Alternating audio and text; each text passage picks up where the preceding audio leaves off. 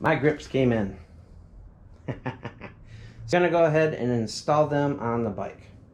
Now this one, as I said before, is loose. It was never really on there to begin with.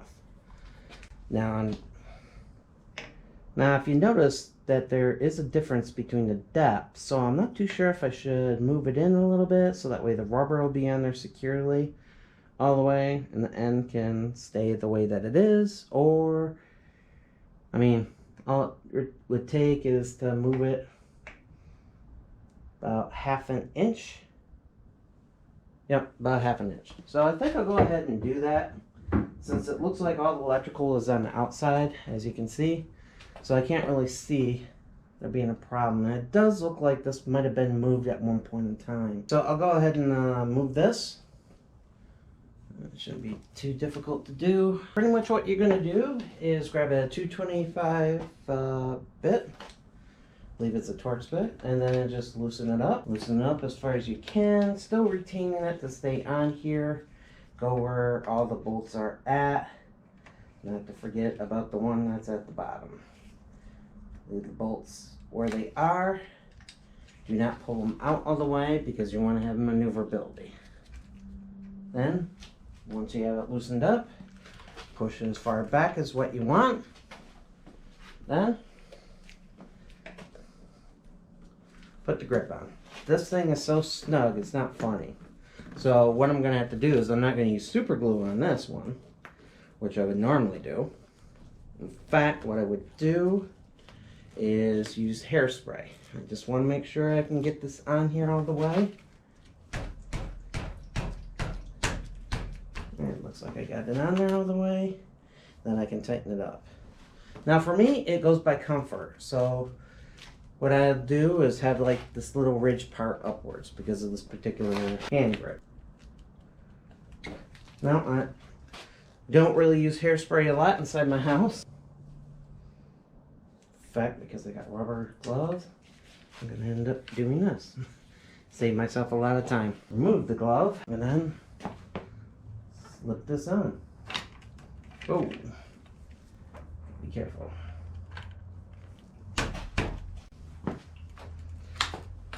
And then, of course, tighten everything back up and let this sit. You can let it sit overnight or during the day, however you wish you want to set it. And you should be good to go. Alright, as you can see that I pulled the hand grip off. It was actually fairly easy. All I had to do was roll it back. I wanted to exactly see what I had to work with over here before I end up pulling off the actual throttle part here, so that way I can get to the cables and pull that off. I pulled off the 2 screws. I do recommend getting a magnetic dish. You can get these over at Harbor Freight to stick your screws.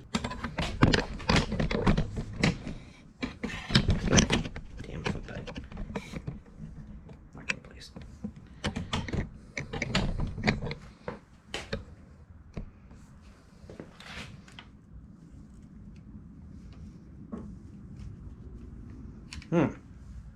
Does not look like that wants to come undone, so I'm gonna have to undo the brake assembly.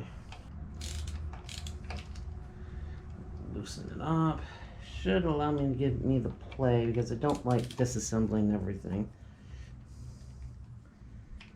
I mean, it does require repositioning. Let's see what we can get off of here. And on this, we are not going to move it. We're going to end up keeping it in its original location. Clamp. And this, of course, will take a T25 Torx as well. And look at that. I loosened that up enough so that way I can get this off.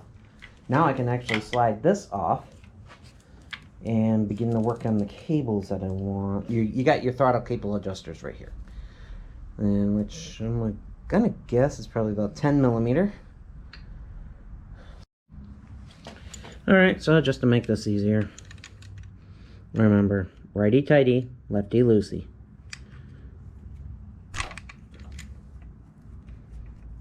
Did that. Now they did tell me over at the dealership that one of the things in which I'm probably going to have to do is put lubricant on here, so I'm going to go ahead and do that. Once I went in the opposite direction, as I said, righty-tighty, lefty-loosey, you turn it left or in a counterclockwise position, so that way you can loosen them up. What I want you to do is you pull them out. Actually, everything started falling apart as soon as I loosened it up enough. So, as you'll see, you got these little copper pieces inside here. Copper, maybe something else. Brass. Yeah, I think it's brass. Yeah, looks like it's brass. Now, the way that it goes in there is like this. Stick it in, slotted side towards you, or towards the outside of the bike, versus the inside of the bike. Like that. Then, you slip it. Yeah, it was a lot easier when I was pulling them off versus actually getting them on. But, slide them in, put them in a little groove. Then, I happen to have this little piece in here came off. Now, I believe what it does is sets the adjustment on here, so that way you can raise or lower or do whatever that you need to on here. I'll probably have more inside the description. As you can see, it fits right in there. And, of course, once we bolt it back together, screw it back together, however you want to call it, we'll have no problems. Then we just tighten up everything down. As a quick way in order for me to be able to lube up my cables here, I undid it all the way over from here. And then with WD-40, little squirts at a time. You do too much, you get it all pushed back. Got to remember gravity, and you got air bubbles going on. So you just keep doing that and just keep going. Usually recommend until it actually comes out through here. That way you can actually see it, and you will be able to see it when it comes out. The way that this is set up doesn't look like anything's binding anywhere, so you should be able to just keep doing that. It will take a while, so I'll stop recording, and once I'm done, you do both sides exactly like this. You loosen them up as much as possible, get that little tube inside there, and just keep going. This way it keeps it lubricated inside there all the way. It helps get out all that crap that might be inside there too. Dust, grime, whatever might be inside there, will be able to help it out.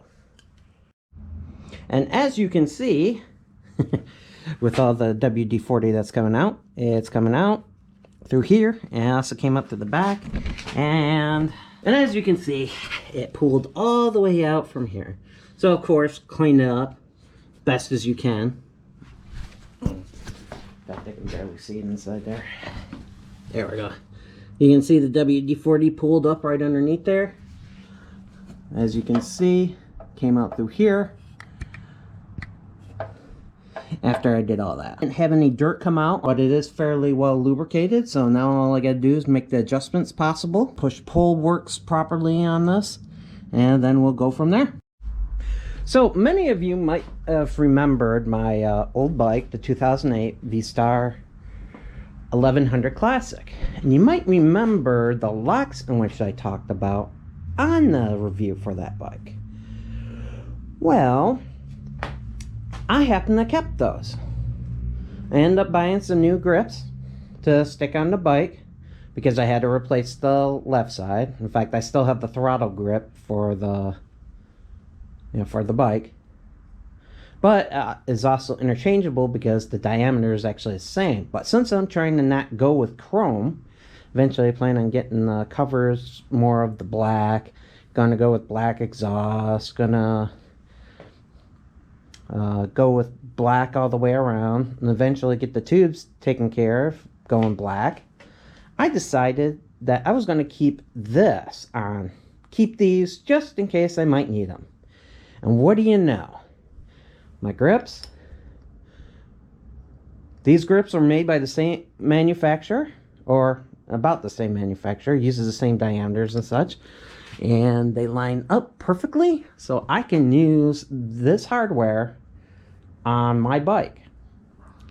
Debating if I want to paint these black, but I think I'll just keep them chrome for the time being, but that'll be my next install. Now I have made the adjustments on here, and I have tightened down the nuts on here to the adjusters, so that way they won't go anywhere. That's currently where we're at. I'm going to install these on here, and you can see the quick return on these. That's what you want. You want it to be responsive. And I figure I'd install these, let you know that I'm making a change on here to add these onto it. Because even though I don't have D-rings on my helmet, on any of my helmets, one of the things in which I've done is stick a little ring, like a key ring, on these helmets. So that way, all I gotta do is slip it inside there, and do the same thing with the other one, and got a place to stick my helmet. Well, as you can see, I went ahead and installed it, and that was pretty much it. Had a little spacers on here, but doesn't look exactly best, but when it comes to locking up my bike or locking up my helmet, at least now I have some place in order to be able to stick it. And that's how you replace the handle grips on your Sportster. This is Wild Rider, and I hope you enjoyed this video. Go ahead and click that subscribe button, and go ahead and click that like button. The more likes that I have, the more I know that people enjoy the videos that I put out, and the more worthwhile it is for me to be able to continue to do this. And as always, ride safe, and I'll see you on the next ride.